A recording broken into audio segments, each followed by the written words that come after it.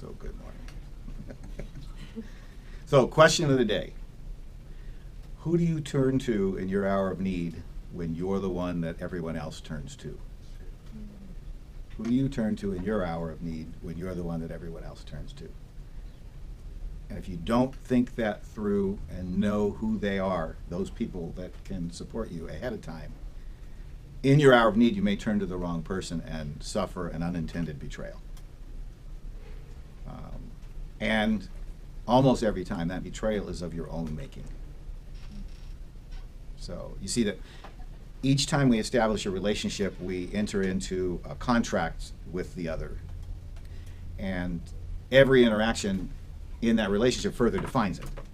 So, well, if you think about it, you have different friends that you go to for different things. And if you think ahead of time, you know who they are. And both of you develop over time an understanding of what that is and what that dance is that you're doing together. And this came up in our Friday night fire pit backyard echo discussion, because several of the young people related that they were feeling betrayed by their closest friends and their family, because whenever those people needed anything, this particular group of young people were the go-to folks. They were the ones that all their family and friends went to, and they were all in that same place. They were all in the half boy story, the place where they're facing their other half, and it's too scary to see themselves in that kind of a mirror, and they couldn't take action, and they turned to their family, they turned to their friends, and crickets. Okay, and that's they express that. It's like, now that I'm the one who's feeling that I can't take another step, where are they? Well, the first question that you ask is, did you ask them for help? Because there are often people who you've helped, who can return the favor. But I would say that more than half of the time, the true answer is, well, no, they should have known. They saw how much pain I was in.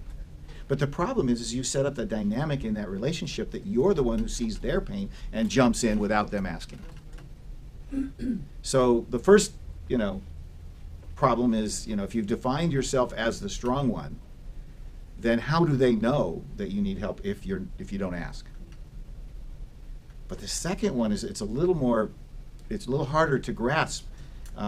But when you establish this dynamic as the go-to person, the one who holds everyone else up, it scares them when you need to be held up.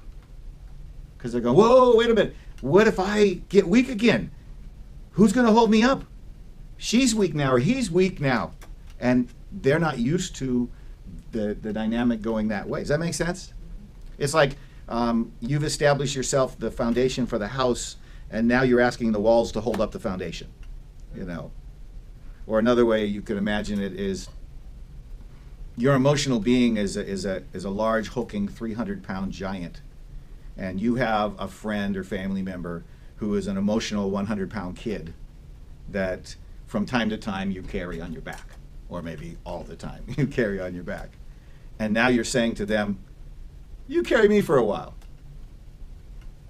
It will literally crush their emotion. They just can't, their spirit, they can't hold you up. You're the one who does the holding up. Does that make sense? So, and I'm not saying that it's not possible to have a relationship where both people equally support each other. I do think that those relationships are pretty rare, though. What I am saying is to know the social contract that you're setting up with others, so that you don't ask people for something that they're ill-equipped to provide. And if you kind of map that territory out ahead of time, you will find yourself feeling betrayed less often. If you train people that you're the one who's got it all together and you're the one that holds everybody up, then really you're betraying them when you turn around and say, I'm changing the contract without your consent.